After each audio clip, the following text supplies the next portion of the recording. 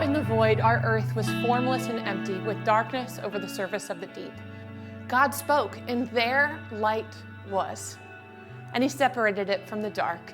Not a modest candle, not just a little spark, but a growing, overflowing, mind-blowing, glowing 300,000 kilometers per second of timeless, beaming illumination. It's Christmas, so we sing and we declare that he is the light of the world, but we can't forget that he has been the light from the inauguration of life's formation. From creation to the incarnation to the coming eternal city, Scripture speaks of our God as light in a world where darkness is normalcy. Who could have imagined this? Of all the things the author decided to pen, he first chose to write this: let light in. Then, after creation, after the fruit, after our fall, for centuries, prophets composed and penciled the promise where light would come back and solve it all. This covenant of light to come anew all at once appeared in a perfect infant. At night, with no room, he came in and made his debut. And in the midst of the sorrow, in the sin of what surrounds, the light is the spirit of to where our identity is bound.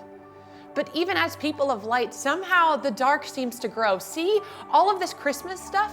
While waiting in the dark, it can feel like a silly show. How can we worship this king baby while in the lack? Can we rejoice in his coming with grief and sorrow hitting us back to back to back? This has happened on yesterday's pages. Humans search through debris, oppression, looking for saviors. But pain, loss, and grief and sorrow have a place at Christmas. In fact, they are the precise reason that he is in the redemption business. Do you see the squalor that he was brought in?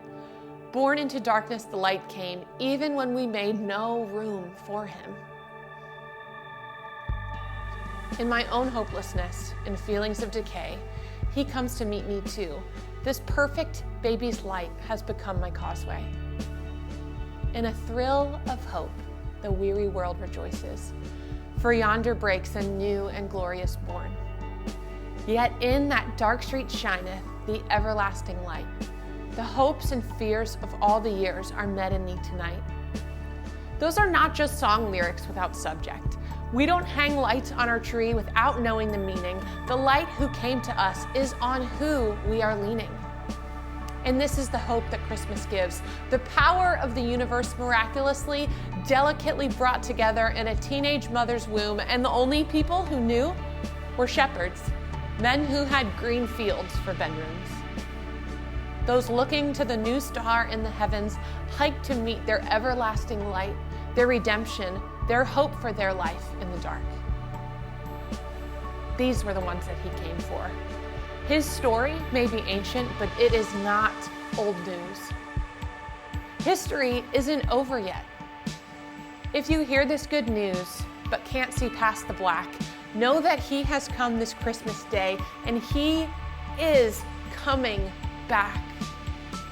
So let's draw back the curtains and let the sun shine in through to our hurting. Step into the light with me, friends. It's Christmas time. Darkness may have stolen from us, and maybe we are still reminded of what and of whom we've lost. But we aren't hopeless ones. We are not lost. He is the bright and morning star, the consuming fire, the father of lights, the star of Jacob, the light of the nations, my lamp that illuminates Christ, our baby king.